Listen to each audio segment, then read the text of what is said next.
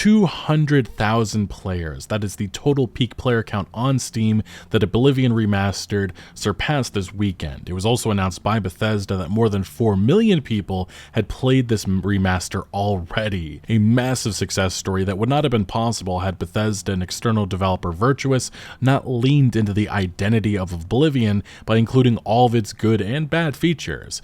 They brought the improvements in the areas that mattered most, while leaving alone a lot of the iconic jank. Still though, there has been some infighting over a few notable changes, such as the original colorful lighting, as well as male and female character creator options to body type 1 and body type 2, which doesn't really make sense in a game in which there is gender-specific dialogue. Now, with this being a Bethesda game, many look to the obvious answer to solve these issues: mods. While Nexus Mods was all about endorsing the game's reshade mod to make it look like the Oblivion we all knew and loved, they were very much against making its character creator options to how it used to be. The reasoning simply comes down to politics. Want to romance Judy as a male in Cyberpunk 2077? That's banned. Romance Panam as a female in Cyberpunk 2077? Go for it. The hypocrisy and lack of consistency on that website has been prevalent for years, and finally they did budge. They changed their policy after intense backlash, with originally them taking down the Oblivion body type selector mod, a website full of graphic adult content mods, and a simple text change not being allowed. It's just dumb, it's stupid. And yes, while it isn't the end of the world, it's also a case of if it's not that big of a deal, then why ban it? Fortunately, they changed course. The mod is now one of the top downloaded ones on the website right now, and my god, there's been a meltdown from games media over this. Multiple articles going after the decision, declaring it as being insulting for changing a needed inclusive design choice. We even saw PC Gamer running with a hit piece stating, justifying the change as restoring the game to its original state doesn't hold water either, since we're on the topic. You're literally playing a remaster, literally a changed, updated version of an old game, and the move to body types is minute next to the revamped graphics, leveling system, voice acting. So minute that they're having a meltdown and advocating for the banning of a mod. PC Gamer continues stating, the bottom line is that Nexus Mod seemingly recognizes that this body type selector mod exists as a dog whistle for phobes, but doesn't seem to care as long as the mod author doesn't explicitly say so. That is the perspective of one of the biggest remaining gaming websites, but this isn't actually what I wanted to talk about today, because while I take issues with that article and its framing, I have a much bigger issue with an article also from PC Gamer that goes after Bethesda and the Oblivion Remaster for including its iconic soundtrack. They specifically make the argument that this remaster is tainted because of composer Jeremy Soule. It's a frankly disgusting, vile piece that needs to be deconstructed and shamed. Now, PC Gamer, they write, by choosing not to replace Oblivion Remastered soundtrack, Bethesda made the allegations against composer Jeremy Soule everyone else's problem. Oblivion soundtrack is a core part of its identity, but it's also tainted by association. Thank you, PC Gamer, in an article that has the comments off for obvious reasons.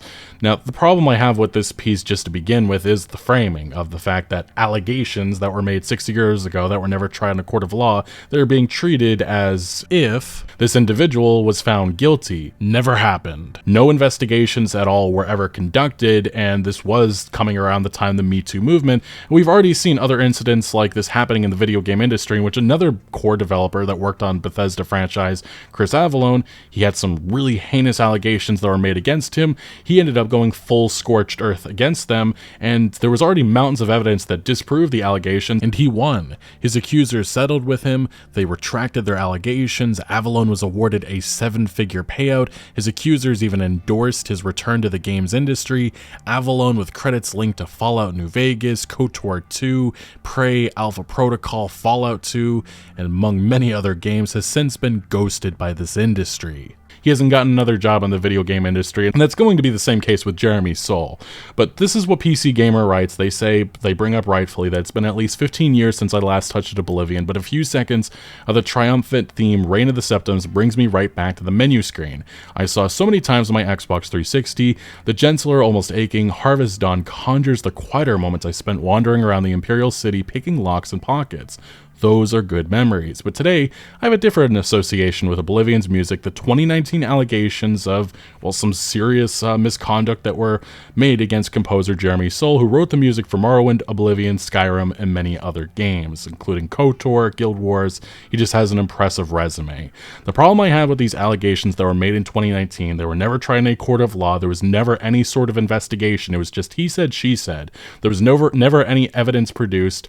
And one of the there was 2 accusations in total. One was an actual forcible act that was levied against Soule. That one is one we'll talk about in a second. The other was an individual who admitted that they were flirting with Soule, and things ended up leaning inappropriately. They tried to stop things, and Soule ended up sending a video, supposedly, that was very inappropriate.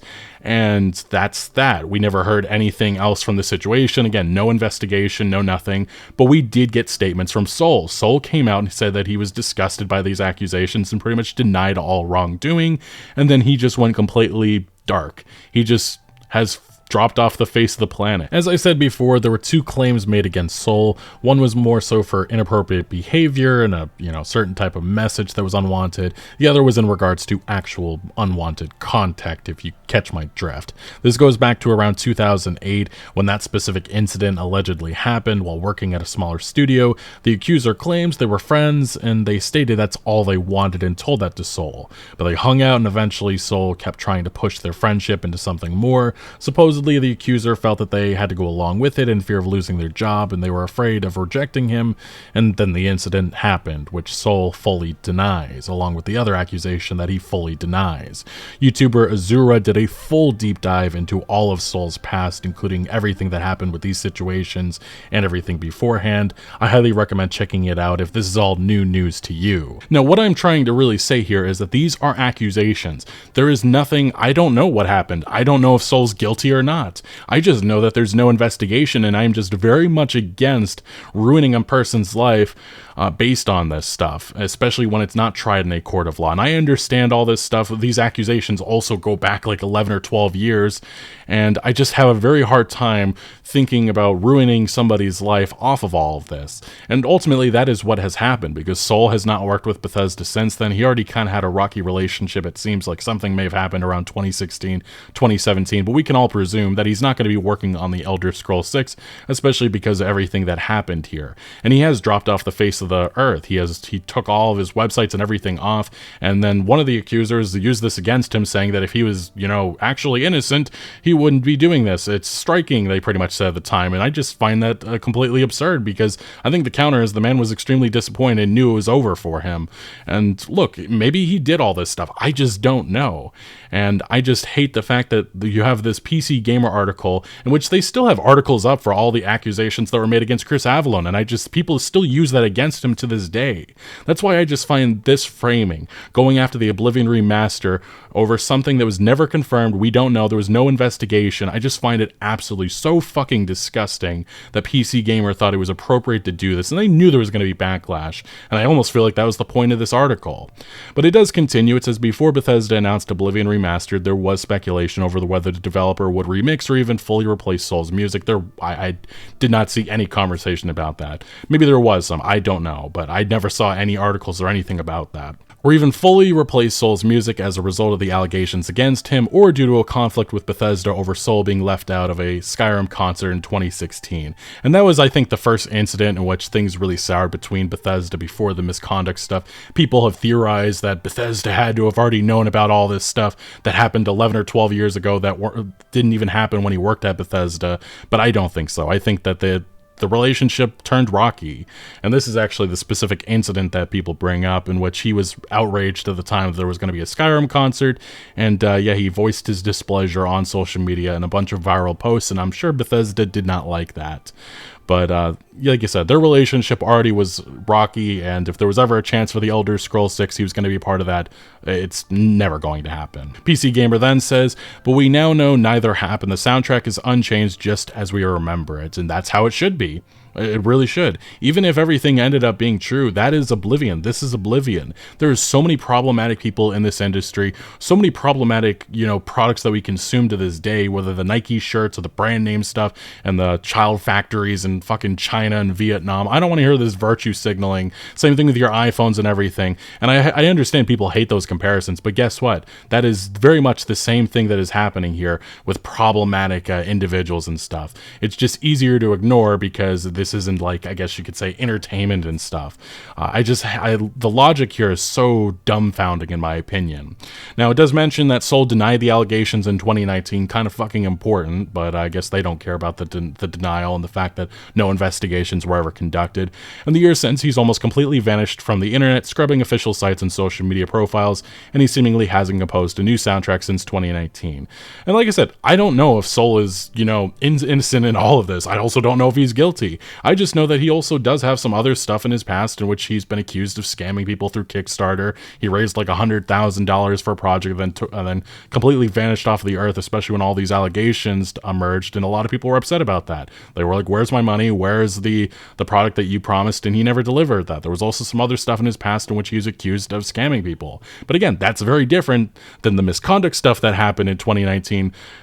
Again, I really don't like the framing that PC Gamer is going after Oblivion Remastered because of, well, what Jeremy Soule may or may not have ever done. But PC Gamer goes on to mention, even before 2019, composer Inan Zur has taken the reins as the primary composer for Bethesda's RPGs, working on the ESO, Fallout 4, and Starfield over the last decade. I also believe Soule never worked on like Fallout 3 and such, so I don't think that was ever relevant or anything, but again, Elder Scrolls 6, that's out of the question at this point. PC Gamer goes on to mention Oblivion wouldn't be the game we remember without Soule's music. I agree, though you could argue the same for the shimmery haze of its original lighting or its charmingly ugly NPCs. It could be two things at once, beautiful and tainted by association with its creator. And then this is where they advocate, based on some of the other stuff that has happened in this industry, that they should have re-recorded or changed the soundtrack.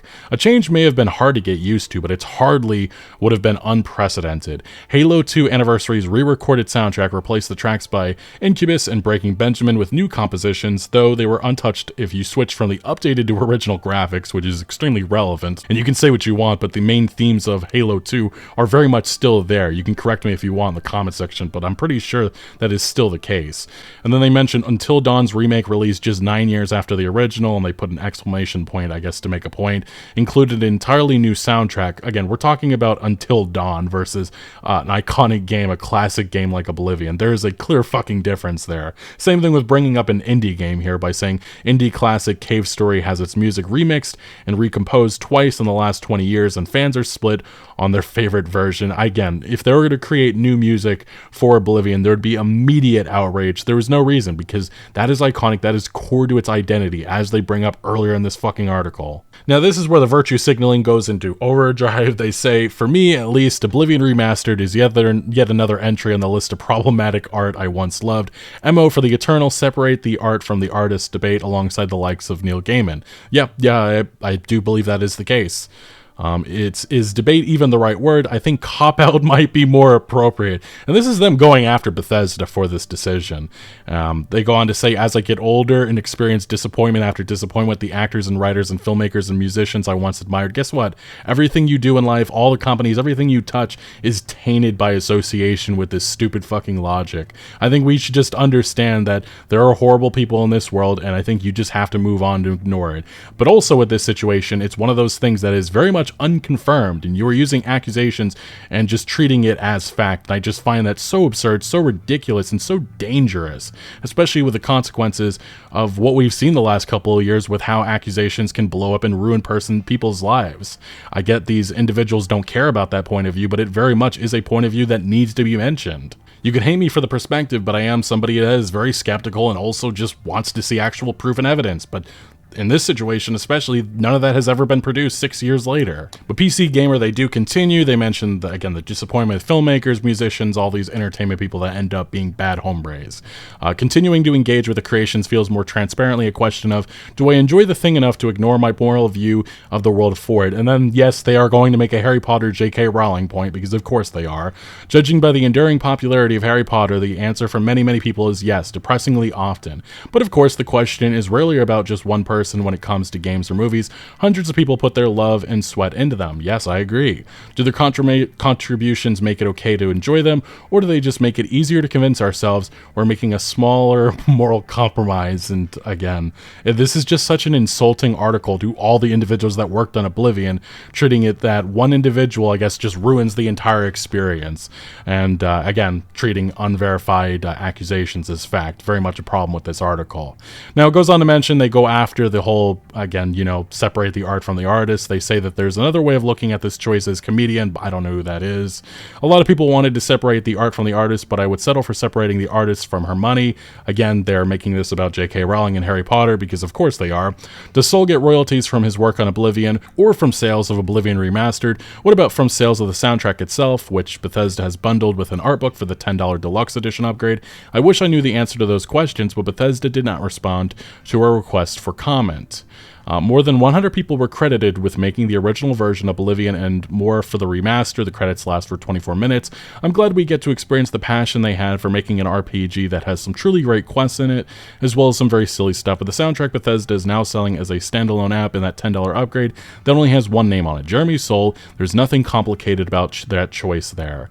And this is PC Gamer's attack on Soul, on Bethesda, and the Oblivion remaster, and I find it so disgusting. The framing, and also the fact that they're treating all of this like it's fact. Like I said, I don't know if Soul's a good person. I also don't know if he's guilty or what. And if he was found in a court of law, and if there was an actual investigation, if actual proof emerged, maybe I would have a different perspective. But none of that has ever been produced. All you have is accusations that link back to 2019, and very much so people have had a lot of skepticism with what was reported back then. I've said it throughout this video, and I will say it again. My perspective is that treating everything that has happened, the allegations against Soul, as fact, I just take issue with that. The same thing with going after the Oblivion remaster and Bethesda for including that soundtrack that has to be there. And the arguments that PC Gamer brings up pretty much for replacing it, I just find it ridiculous, and it really doesn't do justice the fact that this is Oblivion. This is part of the game. You can't take that out. And I think if we keep rewriting history because there's somebody that did something bad, I don't know where you're going to stop. So ultimately, that is what PC Gamer had to say. I consider it a disgusting, vile piece, but do you agree with them? Do you disagree? Let me know your thoughts down in the comment section below. But thank you for watching. Make sure to leave a like if you did enjoy this video, or if you found any informative value. Consider subscribing for more videos, maybe not like this, but I'll see you later.